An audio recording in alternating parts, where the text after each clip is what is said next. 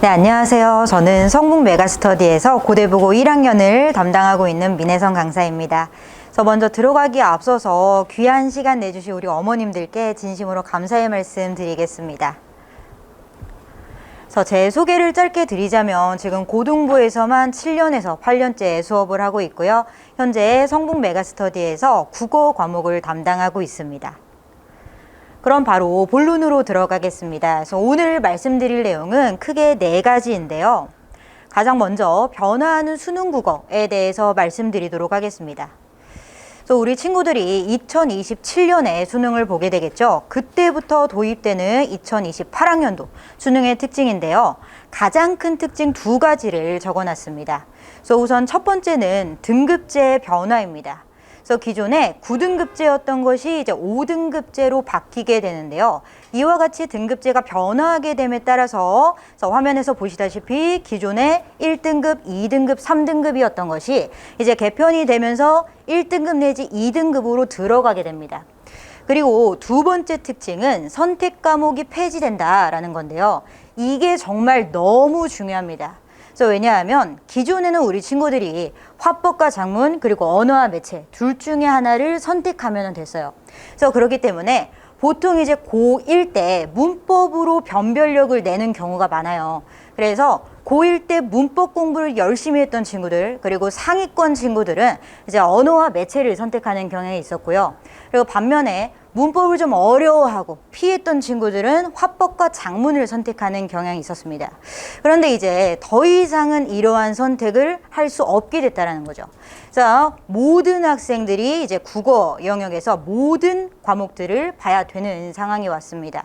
그래서 이 말은 즉 다시 정리해서 말씀드리자면 이러한 교육과정의 개편은 국어라는 영역에서 문법의 중요성을 더 강화시킨 것이다 라고 말씀드릴 수가 있을 것 같습니다. 그래서 이러한 변화에 맞춰서 올해 1년간의 커리큘럼을 세워두는데요. 우리 친구들이 이제 독서랑 문학뿐만 아니라 문법도 확실하게 대비할 수 있게끔 수록을 해놨습니다. 그리고 더불어 고1 때는 무엇보다도 기본 개념을 숙지해두는 게 너무 중요하잖아요. 그렇기 때문에 1학기 그리고 여름방학 때는 특히나 우리 친구들이 모든 영역들 대비할 수 있게끔 문제뿐만 아니라 개념도 교재에 수록을 해놨고요. 그리고 수업 시간엔 다양한 예시들을 통해서 적용해 볼 수 있도록 하고 있습니다. 그래서 이와 같이 1학기 그리고 여름방학 때 기초를 탄탄하게 잡아두게 된다면 2학기쯤 됐을 때 우리 친구들이 어느 정도 국어 공부하는 자세가 잡혀요. 그러면 그때는 좀 난이도를 높여서 수업을 하게 되더라도 오히려 아이들이 흥미를 가지고 따라올 수 있게 됩니다. 그리고 다음으로는 변화하는 내신 국어에 대해서 말씀드리겠습니다. 우선 첫 번째는 급격한 난이도의 변화인데요. 당연히 이제 중학교 시험보다 고등학교 시험이 훨씬 어려워집니다.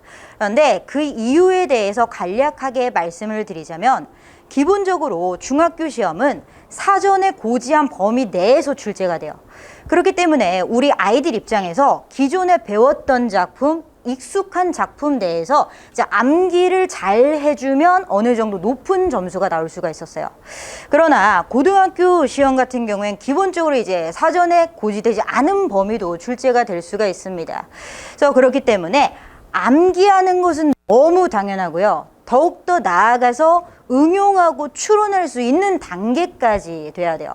즉 보통 이렇게 여러 작품을 묶어서 출제를 하시는데 그런 작품들을 만났을 때 그런 문제를 만났을 때 각 작품의 개념을 적용해서 그 작품들 간의 공통점과 차이점을 도출해 낼 수 있어야 모든 문제를 맞힐 수 있게 됩니다. 즉 중학생 때랑 같은 방법으로 공부하게 되면은 정말 처참한 점수가 나올 수가 있겠죠. 그래서 이러한 특징을 알고 시작하는 것과 모르고 시작하는 것에는 정말 큰 차이가 있습니다. 그렇기 때문에 저 같은 경우에 아이들을 처음에 딱 만났을 때 바로 교과서 내용에 대해서 설명하기보다 본질적으로 국어 공부는 어떻게 접근해야 되는지 그리고 숙제를 할 때는 어떤 방식으로 해와야지 결론적으로 효과적일지 등 공부 방법을 먼저 전달을 하고서 교과서 진도를 나가고 있습니다. 그리고 두 번째 변화는 교과서의 변화인데요. 우리 어머님들께서도 아시다시피 올해부터 우리 친구들이 새로운 교과서로 공부를 하게 됩니다. 그래서 그렇기 때문에 학생들 입장에서는 다소 불안감을 느낄 수가 있어요. 왜냐하면 기존의 학교 기출문제들이 사실상 무용지물이 되어버리기 때문에 지금 나의 이 시험 범위가 작년에 그리고 재작년에 어떻게 출제됐는지 구체적으로 알 수 있는 길이 없습니다. 그러나 확실한 것은 어차피 나오는 유형이 나오고 어차피 나오는 단원이 나옵니다. 그렇기 때문에 다양한 변형 문제들을 풀어보고 그리고 핵심 단어 위주로 집중 공략한다면 오히려 기회가 될 수 있는 해이다 라고 말씀드릴 수 있을 것 같습니다.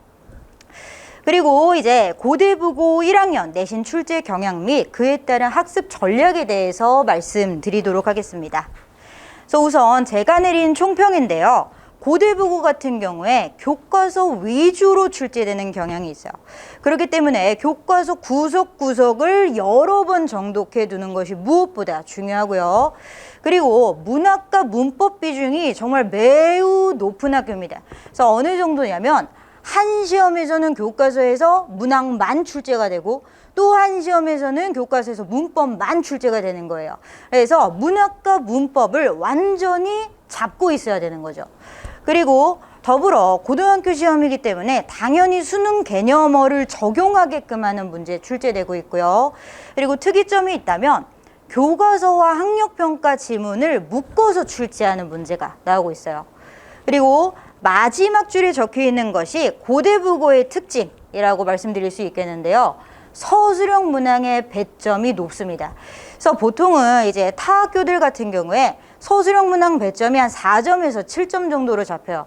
그러나 고대부고 같은 경우에 한 7점에서 보통 10점으로 잡히고 있습니다. 그래서 즉 서술형 문제 2문제만 틀려도 80점이 되어버릴 수가 있는 거예요. 그래서 이러한 서술형 문항에 대한 대비가 특히나 중요한 학교가 고대부고다라고 말씀드릴 수 있겠습니다. 그럼 좀 더 구체적으로 말씀드리겠습니다. 우선 전년도까지 고대부고에서 사용했던 출판사는 동아출판 교과서인데요.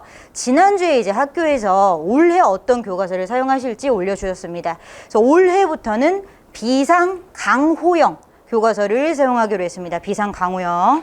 그리고 교과서 외의 부교재는 아직 현재까지는 들어가지 않고 있고요. 특이점이 있다면 교과서 외에 모의고사 범위가 들어가고 있다. 라는 건데요. 이 모의고사 범위가 완전 과거의 모의고사가 아니라 당해년도의 3월, 6월 모의고사가 들어가는 경향이 있습니다. 그리고 이제 시험 범위인데요. 1학기 중간고사 때는 이제 문항만 출제가 됐습니다. 그래서 보시다시피 5분간이라는 시, 그리고 봄봄이라는 소설, 동생이라는 희곡, 그리고 우리는 어디로부터 왔는가라는 수필이라는 문학 작품들만 출제가 됐어요. 그래서 1학기 중간고사 때 주요 범위는 문학이었던 거죠. 그리고 1학기 기말고사 때에는 의문 변동, 문법 요소, 그리고 한글 맞춤법이라는 교과서에서 문법만 출제가 됐습니다. 그리고 더불어 이제 교과서 외 이제 서브 범위로서는 1학기 중간고사 때 3월 모의고사, 1학기 기말고사 때 6월 모의고사가 약간씩 출제가 됐고요. 전체 문항수는 각각 23문항씩 출제가 됐습니다. 그리고 출제 문항 비율을 보시면은 객관식 19문항 그리고 서술형 4문항이 출제가 되는데요. 이게 문항 수만 놓고서 보면은 객관식이 압도적으로 많이 출제된 것 같아 보여요. 그러나 배점이랑 같이 비교해서 보시면은 객관식 문항은 19문항인데 65점이었고요. 서술형 문항은 4문항인데 35점이었어요. 즉 다시 한번 고대부고는 서술형 배점이 높은 학교다라는 것을 확인할 수 있는 자료였습니다. 그래서 지금부터는 이제 대표적인 기출문제 유형들에 대해서 말씀을 드리겠습니다. 우선 첫 번째 유형은 교과서 내용을 확인하는 문제로서 가장 보편적인 문제인데요. 사실상 이 문제는 여러 번 정독하면 쉽게 풀 수가 있어요. 그런데 여기서 여러 번 정독한다는 게 교과서 본문만 여러 번 정독을 하는 것이 아니라 이제 그 본문을 꼼꼼하게 분석한 필기 자료가 있겠죠. 그래서 그 필기 내용이랑 교과서 원문이랑 같이 여러 번을 읽게 되면은 쉽게 잡을 수가 있는 유형이라고 말씀드릴 수 있을 것 같습니다. 그래서 이 유형은 난이도를 하라고 잡았고요. 그리고 그 다음 유형은 어휘 및 현대어풀이 문제인데요. 이 유형도 역시나 당연히 여러 번 읽어보면은 쉽게 맞힐 수 있는 문제입니다. 그런데 생각보다 많은 친구들이 이 어휘 문제를 틀려요. 왜냐하면 우리 친구들이 보통 공부를 할 때 진한 글씨로 되어 있거나 큰 글자로 되어 있는 거 위주로 복습을 하지 교과서 모퉁이에 있는 이 작게 적힌 글자는 잘 안 읽는 경향이 있어요.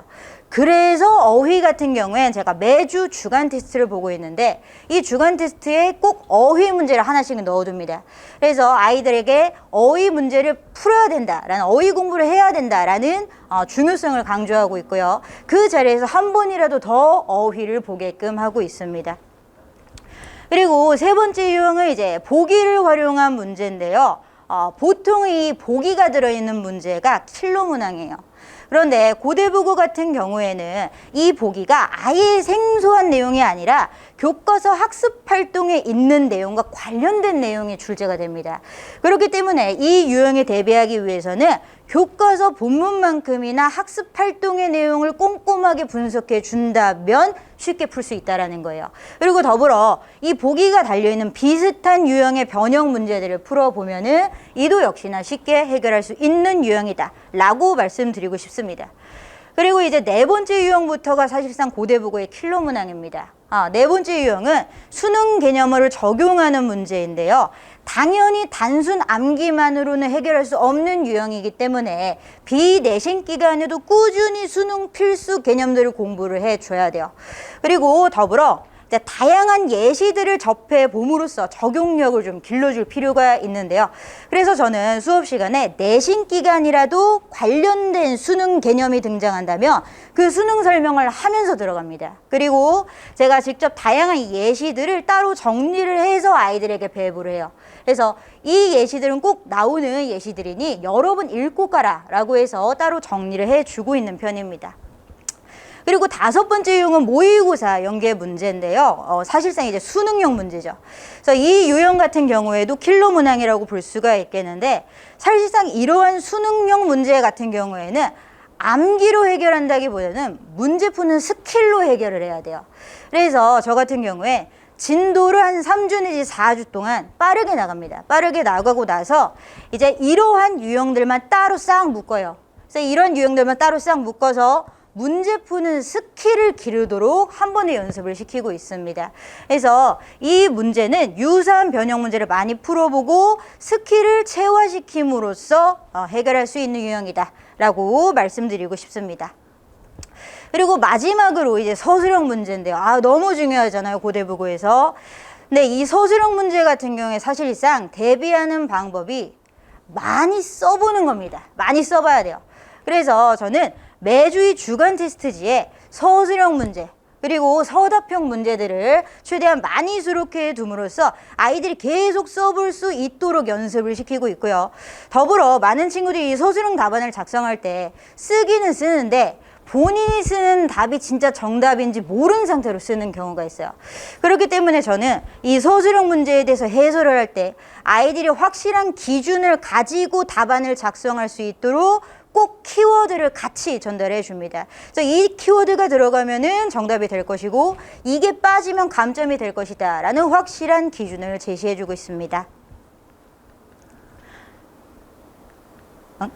그리고 그 다음으로는 이제 저만의 내신 대비 시스템에 대해서 말씀을 드리도록 하겠습니다.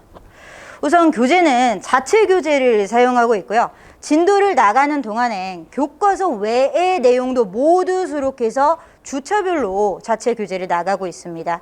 그리고 매주 주간 테스트를 시행하고 있는데요. 이게 주간 테스트를 보는 이유가 아이들이 공부를 잘하고 있는지 확인하기 위함도 있지만 사실상 누적해서 복습하고자 보는 것이 있어요. 그래서 이 주간 테스트를 보고 해설 강의를 들음으로써 아이들이 자동으로 한 번이라도 더 복습할 수 있도록 하고 있습니다. 그리고 수업 시간이 딱 들어가면은 무조건 출제되는 출제 포인트 3가지를 짚고 들어가요. 그 이유가 아이들 학원에서 공부하는 시간들도 있지만 대부분의 시간에 이제 집이나 스터디 카페에서 공부를 할 겁니다. 그래서 혼자서 공부할 때 올바른 방향으로 공부해야 되기 때문에 꼭 출제 포인트를 짚고 들어가고 있고요. 그리고 전반적으로 당연히 요점 정리를 하고서 들어갑니다.